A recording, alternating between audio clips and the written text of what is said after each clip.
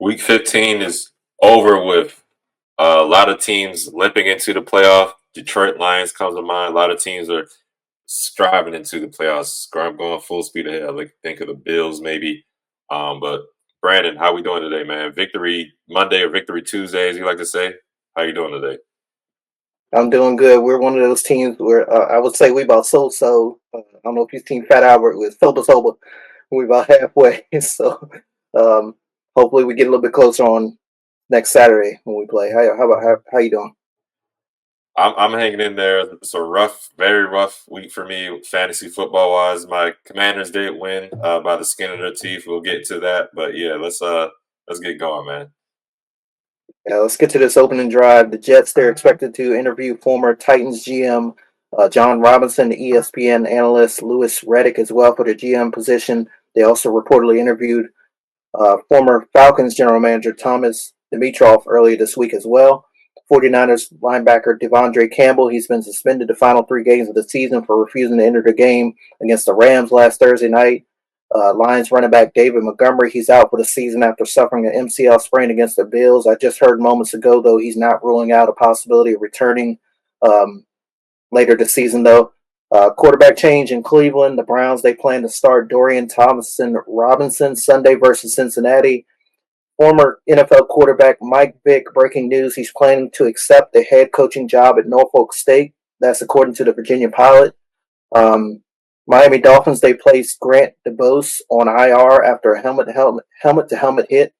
He had movement in all of his extremities, from everything I've heard. The Falcons and the Commanders, they've been flexed to Sunday Night Football for Week 17. And it looks like the Titans, they're going for new signal caller for Sunday's game versus the Colts. ESPN reports Will Levis will be holding the clipboard, and Mason Rudolph is the likely starter. It's about time they make the change in Tennessee. Not that Mason's much better, but we know that Will Levis is not the answer at this time for them. Definitely. Lions, man, that injury to David Montgomery, I think that's a big blow. I know they dealt with some injuries on the defensive side of the ball too. I can't remember the defensive lineman name.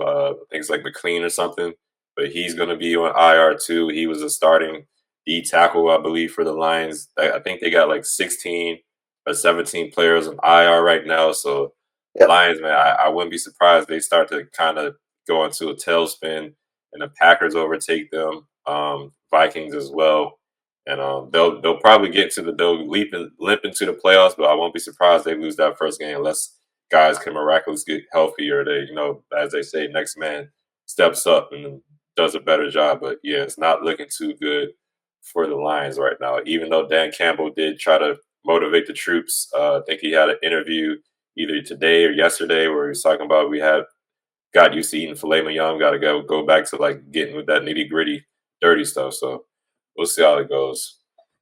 But okay, unless you had any thoughts, anything, you good? No, I'm good. Just the Mike Vick news. Best of luck to him, and I hope that the football fans there in Virginia and the fans of that Norfolk State team, if he does end up accepting the job, as the reports are coming down, that they can accept him and move past his past. I know I've seen some comments last couple of days online. People are still holding the dog fighting incident against him. So that's my only hope to him. But best of luck to him. I really like Mike Vick. He paved the Yeah, way for a lot of the young quarterbacks, a lot of black quarterbacks that we see in the NFL now. He definitely had, he served his time, came back to Philadelphia, did his thing. I'll definitely be rooting for him no matter where he goes. So I really like him, and he's been doing well at Fox as well. Fox Sports in there. I call it the hmm pre-show as well. Very very good analysis there. But yeah, it's time for him to take that leap, and I hope he assembles a staff around him that makes him successful. It's good to see these young black men and these black coaches getting these jobs for sure. yeah. Maybe he can do a little bit what Dion did at Jackson State, but definitely good luck to him there. Yep. All right, Commanders survived against the Saints 20-19. Last show, I said these are games we typically lose. I'm gonna be honest with you. I don't want to say we should have lost this game, but we should have lost this game. Only reason we didn't win or they didn't win, in my opinion, is they didn't start Spencer Rattler from the jump. I think they made a mistake having Jake Yeah. Hayner in there. Alvin Kamara, he also didn't play the full game. I think he left sometime in the second half. Yeah, man, it's crazy because you look at the stats of this game. Washington dominated time of possession. I think we have 40 minutes to their 19 minutes. Just about every metric in the offensive game. We were better on third down. They turned the ball over more than we did. Better passing numbers, but something that was troubling to me. I said, hopefully we don't hear Chase Young's name a lot. He had 2 sacks. Jaden Daniels ended up getting sacked 8 times. And Cameron Jordan had 2 sacks as well, and a couple other folks on the Saints defense had a sack as well. So I mean, let's get into that third, fourth quarter where it starts. I'm going to start with that kick. Greg Joseph, the kicking for the Commanders is always, in my opinion, been an issue. He missed one field goal today. It was a 50-yarder, 52-yarder towards the end of the fourth quarter where it could have put the game up. We could have went up 10, and it wouldn't matter what the Saints did. But no, Greg Joseph, he missed the fourth quarter kick, and it gave the Saints opportunity to march down the downfield. The Saints come marching in like they did, march down the field, score that touchdown. Thankfully, they called a dumb play call for that 2-point conversion. But basically, they only used one side of the field, and our defense was able to cover it, and we got out of there with a win. One thing you mentioned last show where you were talking about the crowd noise, for some reason, that just gave me really bad vibes. Like, I can see it now. We go in there and just sneak up the joint. But for the most part, we played well. Jaden Daniels, Terry McLaurin, they did their thing. 2 touchdowns. But honestly, it should have been more. Jaden Daniels overthrew Terry McLaurin twice where he had him. The ball's is on his fingertips. He just missed it by a couple of centimeters, like maybe a couple inches. And the second time, he missed it by a few yards. But both of those overthrows would have been touchdowns. And who knows how the game would have went from that point. But we did have Marshawn Lattimore back. I will say the defense, they did their thing for the most part. But then when you needed them, we needed to make a stop. I mean, we saw what happened. I was texting you. I was getting ready to go outside and go for a walk after the damn game because I was steaming. But they thankfully, there was a stat they played during the game where they said Commanders are 4-4 and one-score games. Previous seasons, we'd probably be like, 2-7 or 1-9 or something like that. But with Jaden Daniels and the new regime in there, Bobby Wagner, I'll give him a little bit of credit. We're able to win some games. We're able to beat teams we're supposed to beat. Now we just got to hit that next step. Hopefully we do that going forward. But Brian Robinson, he got contained for the most part. Jaden Downs, he was our leading rusher. I don't understand. Chris Rodriguez, the game against the Titans, he had like 97 yards rushing. This game, he had 1 carry for 2 yards. I didn't really understand why he wasn't used anymore. Zach Ertz, he went out the game with concussion. So he's a big playmaker for us. I know Jaden trusted him a lot. So I'm wondering, the rookie Benson, not the rookie tight end, he gets involved more. But I just don't know, man. And I came out of the game a little bit more frustrated than, even though we won the games, it's very ugly win. The defense usually would have blew the game, but thankfully, like I said earlier, the Saints botched it with that play call at the end, and we escaped out of there a win. We won by the skin of our teeth. So salute to the Commanders for winning the game, keeping us ahead of position in the wild card because teams are coming. Rams are now in first place in their division, so they're just a division leader. And we got the I think it's the Seahawks on our tails now. Who's on our tails in that final wild card spot? Yeah, Seattle. So good Lord, we'll need all the help we can get. What are your thoughts on this game, though, man? Yeah, I've had these type of games with my team. You get out to a big lead, the opposing team, for whatever reason, makes a quarterback change. They come all the way back. Opposing team has a chance to win, and then you close the door defensively, literally on the last play. I know there was some controversy with that last play because the guy had got down inbounds and they stopped the clock. And they was asking, both coaches after that why the clock didn't roll and what was their thoughts on it. And ended up getting the play on that last touchdown. So, again, y'all stopped them on that 2-point conversion. You mentioned how nervous you was in the game. We was texting about the switch to Spencer Rattler, how he played good a couple weeks ago. He really burned another defense apart. He didn't put up a lot of stats, but he definitely energized that team, got him back in the game.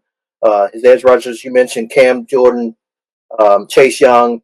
They both had 2 sacks apiece and took Dan Daniels 8 times. I was surprised when I saw that stat because I didn't see much of this one. But yeah, in the end, your offensive superstars, Jaden Daniels, Terry McLaurin, they helped you all get just enough points to, secure the win in this one. Um, Talk about that 2 point conversion failed attempt. Again, that's a good way to build momentum when you can stop them there literally at the end of the game on the defense. That's what the defense is for. No matter what happened, they got to stop. Y'all won the game. So yeah, final 3 games of the season for y'all against NFC opponents. They're must-win games in my opinion. 2 out of the 3 against divisional opponents. Big win there in the Big Easy for the Commanders. Looking good for y'all at the moment. Yeah, I forgot to mention there were some, like you talked about, referees and stuff, and their how they handled the game. There were a couple of questionable calls, in my opinion. I think it was Dante Fowler. He got called for 2 roughing the passer calls. Yeah. I thought one was complete bullshit. The other one was, I don't know, but that final drive, he got called for roughing the passer call. I think earlier in the third quarter, maybe late in the or early in the fourth quarter. Benjamin St. Juice had a goddamn illegal hands to the face where somebody got a sack. I can't remember who we got a sack for on Spencer Rattler, but that kept the drive alive. And they were to march down the field again and get the game closer for them. So it's just a lot of little stuff that's like, oh my God. And then I forgot to mention earlier, Greg Joseph with he missed a field goal, but it was weird. The quarter ended. It was going from the third to the fourth. He missed Yeah. a field goal, but they didn't they didn't stop the play to let the time say, hey, the time ran out. They let him kick the field goal. He missed. And then they were like, oh yeah, the quarter ended. So he got to do it again. Thankfully he made it. But that field goal I texted you about, he missed by a mile. Hopefully I can Yep. get that and put it in here as we do the post production. But yeah, man. Well, I'm just glad we got out there with a win, but good Lord Almighty. All right, I'm done. No problem. All right, let's switch gears to the AFC. Houston, we do not have a problem after the Texans beat the Dolphins by 8 at NRG Stadium. In my opinion, Nico Collins and that Houston defense, that's how they won. Got to give some credit and kudos to the Houston defense. They shut down Tyreek Hill, shut down Jalen Waddle and those elusive running backs down there in Miami. They also forced 4 turnovers for the Miami Dolphins. The one that counted the most was that Stingley interception there just after the 2-minute warning in the fourth quarter to secure the win. He stepped right in front of Tyreek Hill there on the sideline pass. Tyreek had it in his hands for a moment, and Stingley took it from him, made him, prove the point why he was a first-round pick last year, the year before. Scary scene in the third quarter, flashing back. We talked about it in the opening drive. Grant DeBose, he left on a stretcher, helmet to helmet kit. They had to take his helmet off, put a neck brace on him. I heard as of yesterday he was still in the hospital. I hadn't heard anything else. I know they said all extremities, so hopefully he gets well fast. But yeah, Texans got a big win. They got to tighten things up, though. They travel to Kansas City on Saturday. We know Patrick Mahomes is going to play. I don't care what anybody's saying. He'll be out there. That man is invincible. So you got to count him in that one there.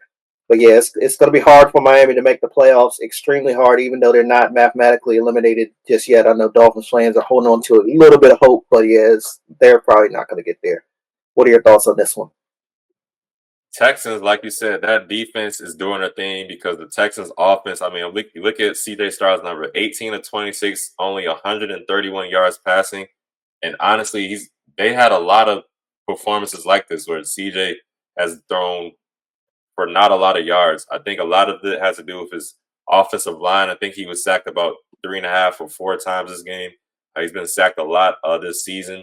So if the rushing game's not going, then there's a good chance by the time they get to the playoffs, if that defense is not playing top notch what they are at the moment, like you said, Derek Stingley, salute to him. That defensive line, they're doing really good as well, getting to the quarterback. But they're not playing top notch. I don't know. I like the Texans a lot. I like CJ Stroud a lot, but that offensive line has not been doing him any favors. Yep. I don't want to say he's regressed as far as like his skill level, but it's definitely his offensive line has a huge impact on him. So it's just weird the way they continue to win games. But like you said, that defense definitely stepped up and showed out. Tua Tagovailoa, He took a big hit. I was kind of scared from him. He scrambling, trying to get a first down, dove head first. Luckily, the defender didn't hit him in the head, but it was a D lineman, big boy. He full body weight slammed right into his side. I'm gonna try to find that clip too later on. But I was every time he scrambles, I'm like, oh God, please just don't get knocked the hell out. And Yeah. just hoping he does well. But yeah, man, this game, good win for the Texans. A few weeks ago, we were talking about teams we thought would do well going down the line. I mentioned the Dolphins as one of them, but this is another nail in the coffin for as far as them getting to the playoffs. I think those hopes and dreams are over with. So good win for the Texans. That offense, specifically that offensive line for the Texans, they need to figure it out because it'll be one and done for them in the playoffs if that offensive line can't protect CJ Stroud and if Joe Mixon can't do his thing. He only had 12 carries for 23 yards. Not good numbers. So they definitely need to improve on the offensive side of the ball if they want to get things done out here. But we'll definitely see what happens for sure. Okay, other game, NFC versus AFC. Bucks whooped on the Chargers 40-17. The first half was pretty competitive. I think the Chargers were up 17-13. And then the Bucks came out and scored, I want to say 23, 27 straight points. I can't remember the math on that one. But Baker Mayfield did his thing, 4 touchdowns. Bucky Irving, rookie running back, 15 carries, 117 yards. And then Mike Evans, he did his best. He did his best for me, I should say, in fantasy football. I had him. You look at the numbers: 9 catches, 159 yards, and 2 touchdowns. He did everything he could for me to try to win this game. I had, but unfortunately, I was going against Amon-Ra St. Brown. A lot of people saw what he did this weekend against the Bills. I don't know why the hell Jared Goff couldn't throw Jameson Williams a fucking ball, but no, he just threw it to Amon-Ra St. Brown and Sam Laporta all goddamn day. Excuse me, I'm sorry. I'm a little pissed about fantasy football, as you can tell. But back to this game, man. Chargers side of the ball. I'm really surprised the second half the Chargers weren't able to do anything. You know, I had Justin Herbert in fantasy, and yeah, just oh god. I'm gonna let you talk about this game a little bit more. So I'm about to get my damn feelings about this fantasy football stuff. What are your thoughts? Understood. We never know what version we're gonna get of Baker Mayfield any given game, any given week, but he showed up and showed out this one.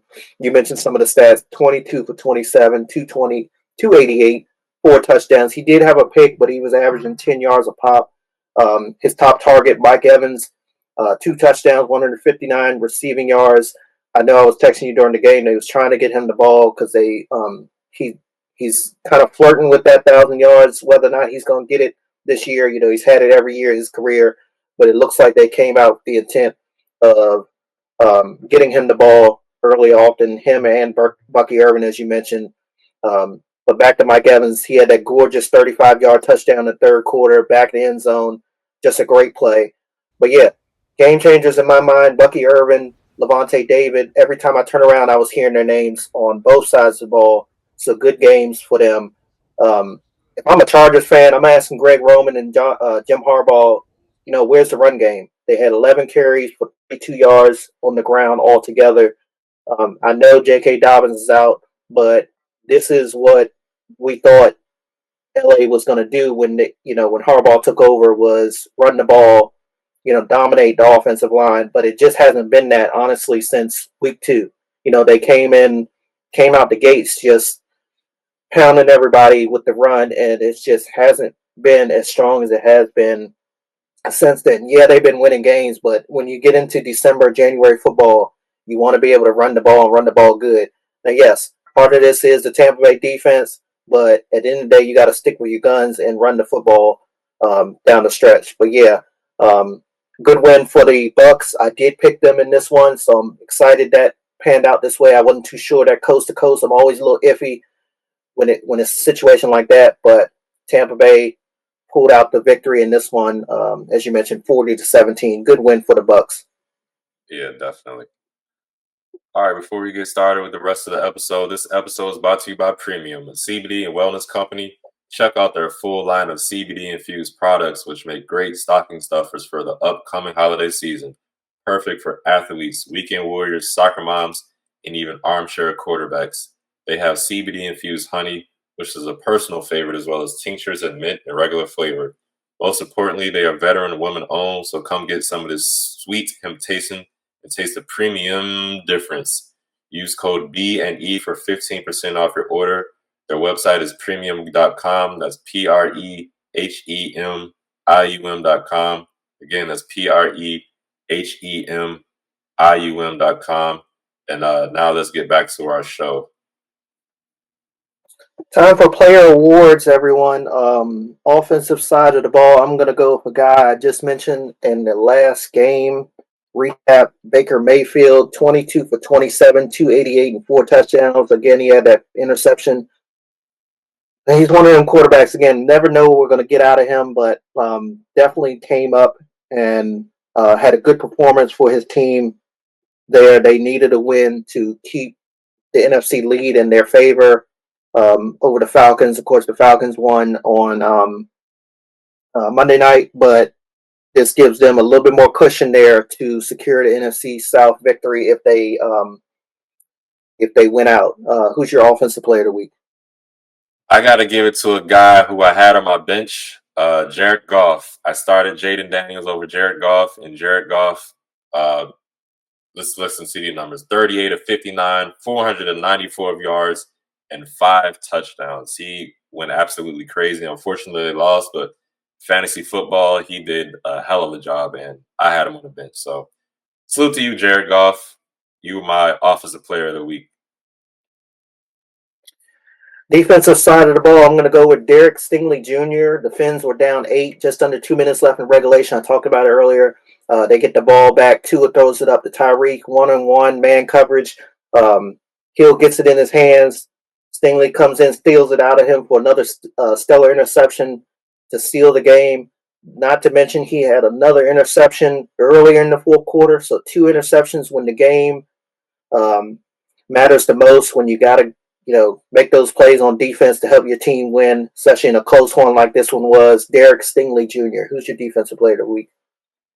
I would have I had Derek Stingley Jr. as a tie for me because those 2 interceptions he made were very big, especially that last one that basically iced the game. I'm gonna give it to Nick Bonito of the Denver Broncos. He had 5 total tackles, half a sack, and he also had that, I guess they call it a fumble return for touchdowns, even though it was a pass that he picked off. It was a backwards pass. Mm-hmm. So I don't know how they did that, but the rookie wide receiver for the Colts, A.D. Mitchell, he tried to throw a pass back to their quarterback, Anthony Richardson, I believe, and Nick Bonito was right on the scene, picked it off. I think this is the second defensive touchdown of the season. I remember he picked off Jameis Winston, if I'm not mistaken, a few weeks ago, and returned that for a touchdown. I think it was a Monday Night Football game. But yeah, Nick Bonito, he's my defensive player of the week. We talked about it the other day, man. This Denver defense is really good, and I learned that very well when we played them early this season. I gained a lot of respect for them. They've lost some defenders over the years, especially at the linebacker position, but they've certainly got it back. They are looking solid there on that side of the ball, out there in the Rocky Mountain High. Special teams. I'm going to stick with a team of the jersey that I'm wearing now, the Green Bay Packers. Brandon McManus, Sunday Night Football, 3 for 3 field goals, 3 for 3 extra points. He was responsible for 12 points for the road team. A very tough place to play and a very tough place to kick up there in the Pacific Northwest. Sunday Night Football against the Seattle Seahawks. Brandon McManus, who you got?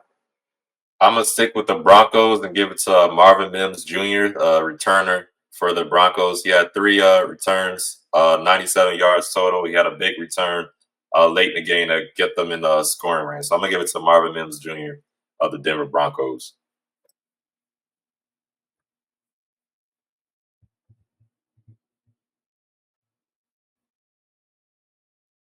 All right, we're going to go to these other scores from week 15. The Rams beat the 49ers. Bonehead plays of the week too, right? Oh, my bad. Let's back it up. I was like, why are you waiting for me? Okay, Bonehead play of the week. All right, because I had it blank in a sense. I had changed this several times. That's why I'm all confused. Okay, let's go to Dallas and Carolina. I know the Cowboys have a good kicker. It took them a while to find this man. Okay. But the Dallas Cowboys find a way to make their players look bad quite often. I talked about it several times this year, especially when Dallas played San Francisco. It was the first time Zeke got to play the San Francisco 49ers since he got his ass planted there at AT&T Stadium. Um, it was his first home game back since that happened as well. But this game, they decided to go for a 70-yard field goal. And you had texted me, I'm going to take a line out of your book the other day of how your kicker was, his kick was a mile away. This kick was literally a mile away, the 70-yard attempt. I can understand doing it indoors, and I understand Brandon. Who's the guy down there? I forgot his name. Aubrey, Brandon Yeah, Aubrey. Aubrey. Yeah, Brandon Aubrey. He's got a nice leg on him, but this kick was so far to the left, it didn't make any sense at all. It was terrible. So yeah, that's my bonehead play of the week. Is um, I know down in Dallas they call their special teams coordinator Bones. I'm not sure what his real name is, but that's what they call him. Whether it was him, Mike McCarthy, or Brandon Aubrey, whoever decided to go for that, at that point, honestly, you got a backup quarterback. You might as well just put it in his hands and let him throw the interception at that point. I wouldn't even wanted that kick on my stats because again, he's got a nice leg. I think eventually he'll break Justin Tucker's 66-yard field goal record for longest of all time, but it's probably going to be indoors. Okay, 70 yards outside in the northeast, well, semi northeast, east coast. It wasn't exactly a good weather day there in Carolina. Bonehead player call of the week was whoever decided to let them go for that kick there at the end of the first half against Carolina. What about you? I got to give it to my man Jonathan Taylor, running back of the Colts. Very bad decision on his part. I remember Barry Sanders used to say, just take the ball, run it in his zone, give it to the referee. That's all Yeah. he needed to Mm-hmm. do. Unfortunately, he busted off a big run. I think it was about 60 yards, if I'm not mistaken. But unfortunately, he dropped the ball right before he got in the end zone. Touchback, wipes away the touchdown. That would have put them up. Because they were ahead at that point. I think they would have been up 20-6. I think they were up 13-6 at that point, if I'm not mistaken. But yeah, they dropped the ball, complete momentum shift. Then we saw the Broncos did. I mean, Bo Nix threw 3 interceptions, didn't matter. That defense was able to keep getting interceptions and turnovers of their own for the Broncos. And the Colts lost that game. I think Jonathan Taylor is still upset about that one. I know I would be. So, Jonathan Taylor, you got my bonehead play of the week for dropping the damn ball before you reach the end zone. Another player that was on one of my fantasy football teams. So, yeah, just another extra added sting for me in that. So, yeah, salute to Jonathan Taylor, man. Get it together, brother. All right, now we can get to these other games of week 15, shall we? Let's see. The Rams beat the 49ers on Thursday Night Football 12-6. Chiefs over the Browns 21-7 in the game where Mahomes sprained his ankles. Bengals stomped on the Titans 37-27. Another game where a guy dropped the ball before he got to the end zone. This Yeah. time it was on the defensive side of the ball. The Titans defender Jordan Battle, I believe his name is, dropped the ball before he reached the end zone. You could see it in his eyes as he crossed the end zone. His team was celebrating. It was like, oh, shit. I messed up on that one. Cowboys win over Carolina 30-14. Brandon, you would have had it right if that guaranteed pick.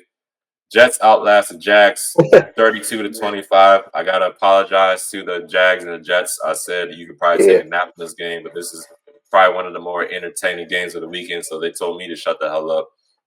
Ravens crushed the Giants 35-14.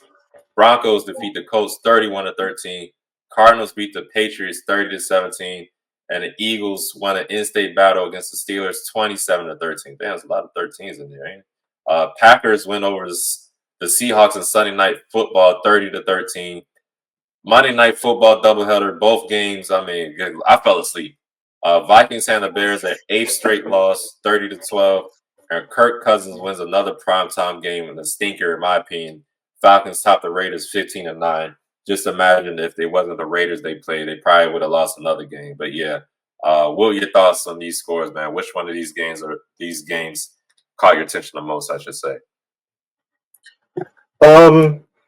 The Rams and the 49ers, I know we talked about it briefly on Friday's show. It was the first game all year without a touchdown scored. Um, Cowboys, Carolina.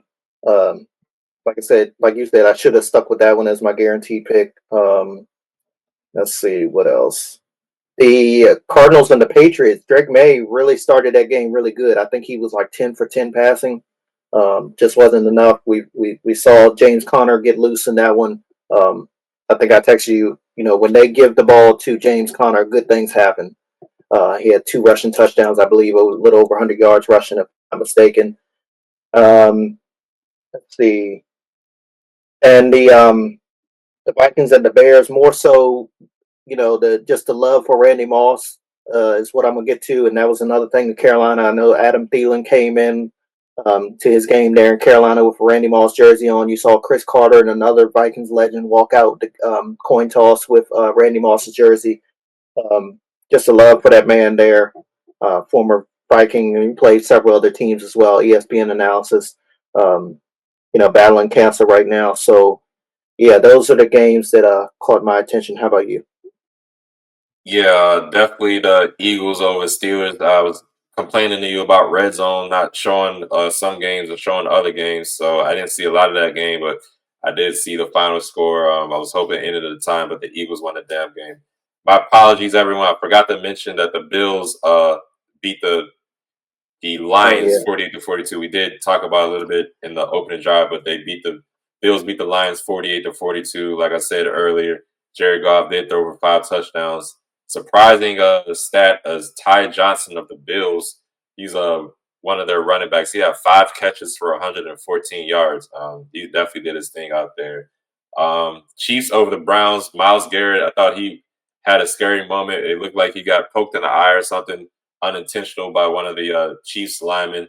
He went down on the field in a heap and then eventually had to leave the field. And then, of course, we talked a little bit about Patrick Mahomes going down with that ankle injury. Carson Winston went in there in relief time, was able to get the job done. So we'll see if Mahomes is able to go out there on Saturday or not. Then Jets and the Jags, I'll give them a little bit more love. Devontae Adams and Aaron Rodgers look like yeah. vintage times. Devontae Adams had himself a hell of a game, and the Jets were able to win this one. So we'll see how that looks going forward. But yeah, those are the games I was looking forward to and watch. Packers over the Seahawks 30-13. Can you explain a little bit why you got? That's a Jordan Love jersey, right? Yes. Yeah, can you You know, explain that a little bit for us?